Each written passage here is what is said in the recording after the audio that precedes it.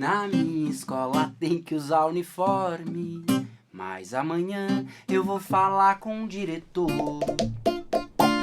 Minha calça rasgou no joelho, uma camiseta já furou, a outra tá toda manchada. E eu pergunto com que roupa que eu vou pra minha escola, como que eu vou? Como eu vou? Com que roupa que eu vou? Com que roupa que eu vou pra minha escola, como que eu vou? Olá galera, alegria, tudo bem com vocês? Eu sou Ricardo Ferreira, professor de artes cênicas. Sou homem, tenho a pele clara, cabelos castanhos curtos, olhos castanhos, nariz médio e boca grande. Estou usando uma barba cerrada e vestindo uma camisa preta, onde vemos nela uma estampa da obra Davi, de Michelangelo, e Davi está vestindo uma jaqueta jeans. Na videoaula O Corpo como Arte, eu citei alguns rituais e suas preparações, com maquiagens, pinturas, figurinos. E a nossa aula de hoje é justamente sobre isso: figurino. Os figurinos existem na humanidade há muito tempo, desde que os humanos começaram a realizar os rituais. Eles utilizavam os figurinos para a composição dos personagens representados, geralmente deuses e semideuses. Os figurinos eram feitos com madeira, com peles de animais, argila. Com o avanço da sociedade, da humanidade e da industrialização, surgiram novos materiais, como linho e algodão, e a confecção de figurinos foi aprimorada. Tá, mas o que é figurino, professor? Chamamos figurinos o traje usado por um ou mais personagens de uma produção artística, independente de sua linha. Teatro, dança, cinema. Consideramos como figurino tudo o que o ator leva em cima de si. Temos então as roupas e os acessórios. Em relação aos acessórios, classificamos joalheria, chapelaria, calçado, luva, sombrinha, leque, lenço. Alguns figurinos e alguns elementos cênicos podem assumir papéis tão importantes quanto um ator dentro do espetáculo, pois podem possuir peso e função tamanha que acabam falando por si só.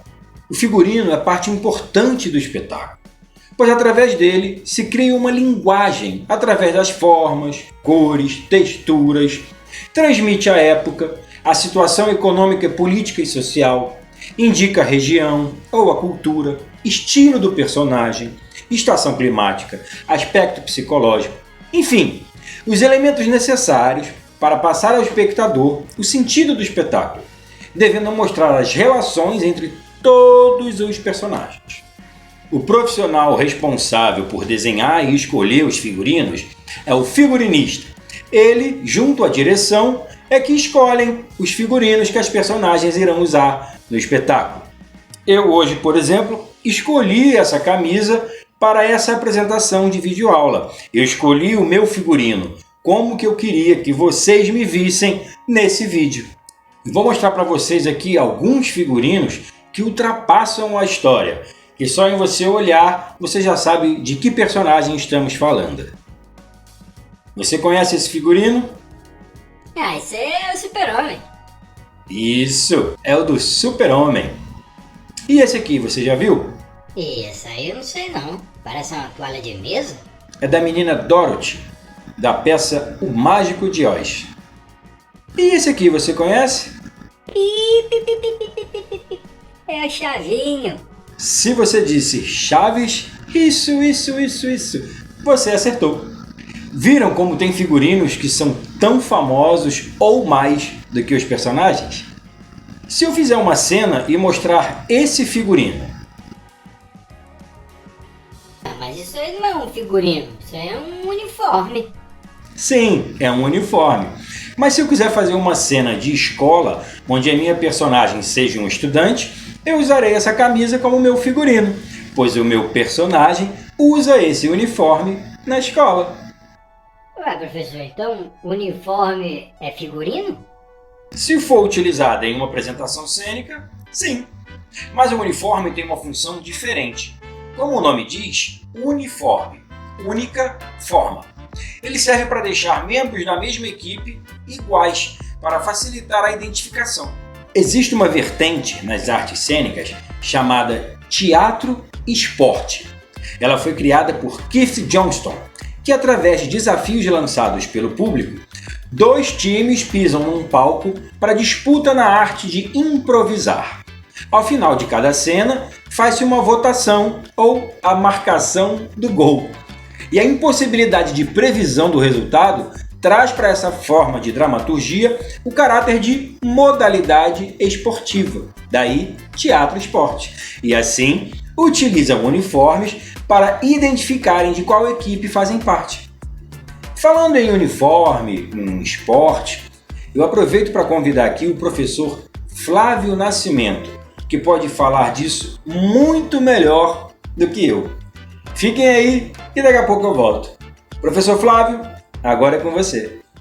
Oi pessoal, tudo bom com vocês? Eu sou o professor de Educação Física Flávio Nascimento e vou iniciar a aula de hoje fazendo a minha autodescrição. Eu sou homem, sou alto, sou pardo, tenho cabelos curtos e pretos e estou vestindo uma camisa preta. Na aula de hoje nós vamos ter como tema os uniformes. Vocês sabem como os uniformes surgiram? Os uniformes começaram a ser usados no século XV para evitar que membros de um exército matassem seus companheiros por engano, já que vestiam roupas comuns. Além do padrão das roupas, os símbolos nas bandeiras e escudos tinham a função de mostrar de qual lado cada combatente estava. No entanto, esses uniformes chamativos chegaram a provocar muitas mortes.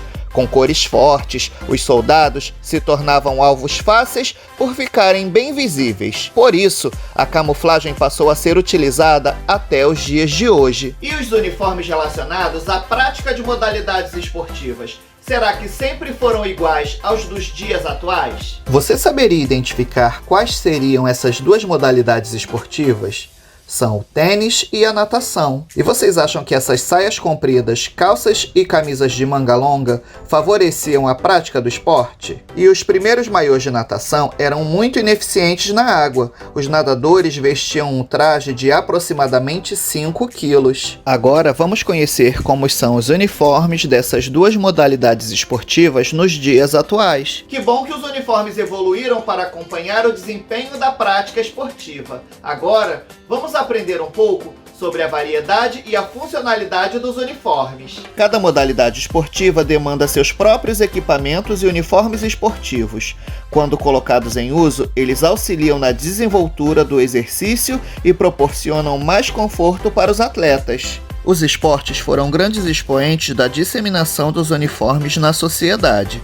O modelo, corte, tecido e cores são crucialmente escolhidos a fim de representar um nome e uma história. Diversas equipes e países pelo mundo sofreram adaptações em suas vestimentas a fim de transmitirem uma imagem através dos uniformes utilizados. É por conta disso que a maioria troca de uniforme todos os anos, a fim de dar sempre uma cara nova e atual para o time. Vocês sabiam que existem modalidades que fazem o uso de sensores eletrônicos em seus uniformes? Vamos ver um exemplo? Em algumas modalidades de luta, a velocidade dos golpes muitas vezes engana o olhar humano. No taekwondo tem sido usado um colete eletrônico, com sensores que sinalizam a localização e intensidade dos golpes, validando assim a pontuação. O sistema funciona da seguinte maneira: a meia que os atletas utilizam nos combates possuem ímãs que encostam no colete ou no capacete, acionam o sensor de impacto das proteções. Quando há um impacto, a informação é transferida por Wi-Fi para os computadores, o que implica na imediata aparição da contagem nos monitores e placares. Como as categorias variam de peso, há uma sensibilidade diferente para cada uma delas, e quanto mais pesado o atleta for, menor é a sensibilidade.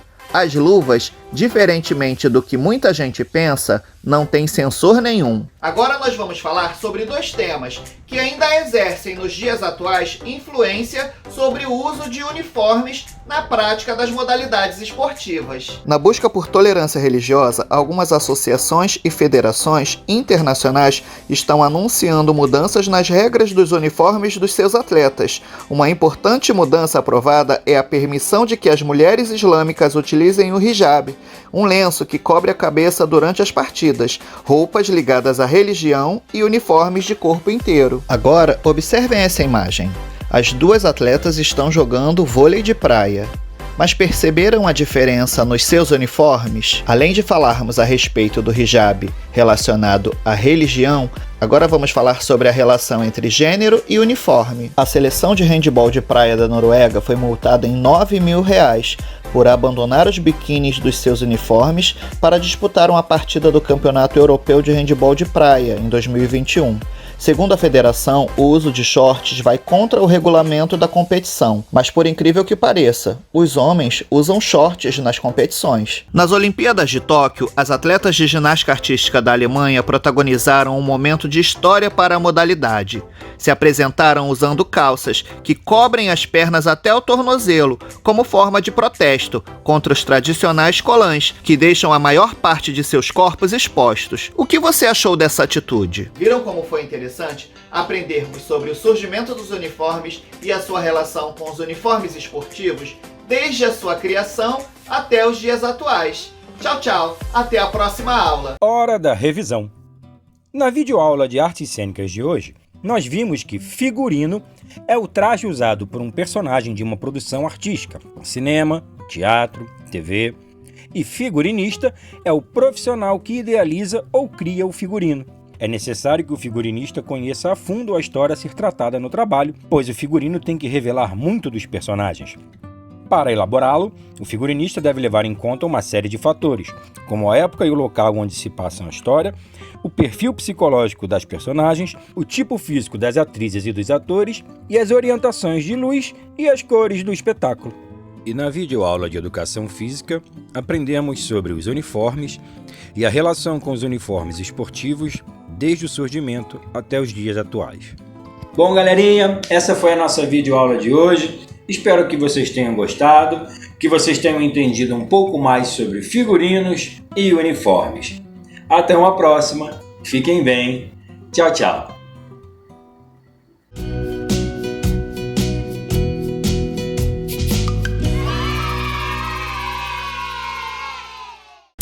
Olá pessoal, sou a professora Márcia Dias de Educação Física aqui da Secretaria Municipal de Educação do Rio de Janeiro e venho aqui trazer para vocês algumas memórias muito queridas da minha infância. Eu tive um lugar muito especial que eu frequentei desde pequena até a minha adolescência, onde eu fiz muitos amigos que eu trago até hoje na minha vida.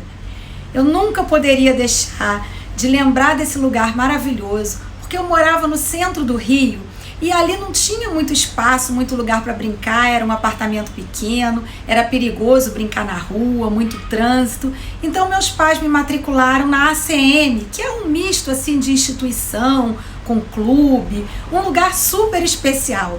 Existem várias ACMs ao redor do mundo e aqui no Brasil também, para quem não conhece. Mas aqui no Rio de Janeiro, eu frequentei a ACM do Centro, bem ali na Lapa, que é um cartão postal do Rio de Janeiro. Lá atrás, nos anos 80, quando eu tinha 10 anos de idade, comecei a fazer aulas de natação. Fiz muitos amigos, tive muitos professores de educação física e aí comecei a frequentar outras coisas diferentes e interessantes, a jogar vários esportes, fiz teatro, nado sincronizado, muitas coisas divertidas. E tenho amigos queridos que eu juntei durante toda a minha infância e ao longo da minha vida foram fazendo parte dela. Foram meus padrinhos de casamento, foram padrinhos dos meus filhos, são meus amigos com quem eu saio até hoje. Desde os 10 anos até mais ou menos os 20 anos de idade, quando eu fui para a faculdade, adivinhem fazer o quê? Educação Física. Eu não poderia deixar de lembrar de todos os meus professores queridos que eram da CM e que contribuíram muito para a minha formação junto com a minha educação de casa. Então eu acredito que todos tenham assim, lembranças maravilhosas da sua infância e essas minhas lembranças são inesquecíveis. É um lugar que eu trago com muito carinho no meu coração e mesmo sabendo que hoje eu já não frequento mais, eu desejo que ela esteja ainda no coração de muitas pessoas.